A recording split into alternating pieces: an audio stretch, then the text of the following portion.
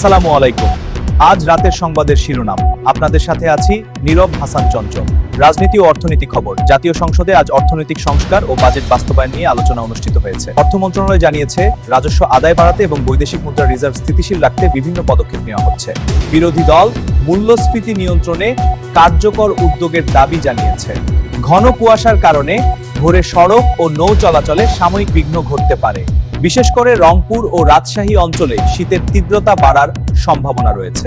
অর্থনীতি ও প্রবাসী খবর। প্রবাসী আয়ের প্রবাহে ইতিবাচক ধারা লক্ষ্য করা যাচ্ছে, সংশ্লিষ্ট সূত্র জানিয়েছে।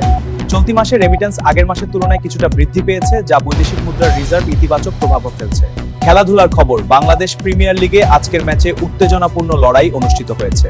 শেষ ওভারে নাটকীয় জয়ে পয়েন্ট টেবিলে বড় পরিবর্তন এসেছে। দর্শকদের উপস্থিতিও ছিল চোখে পড়ার মতো। আন্তর্জাতিক সংক্ষিপ্ত খবর। মধ্যপ্রাচ্য ও ইউরোপে চলমান কূটনৈতিক আলোচনায় নতুন অগ্রগতির ইঙ্গিত পাওয়া গেছে। বিশ্ব অর্থনীতির মন্দাভাব কাটিয়ে উঠতে বিভিন্ন দেশ নতুন নীতি গ্রহণ করছে। এই ছিল আজকের রাতের প্রধান সংবাদ। আরো আপডেট পেতে সাথে থাকুন নিউজ-20 এর সঙ্গে। আপনাদের সাথেই ছিলাম নীরব হাসান চঞ্চল। সবাইকে শুভরাত্রি। আল্লাহ হাফেজ।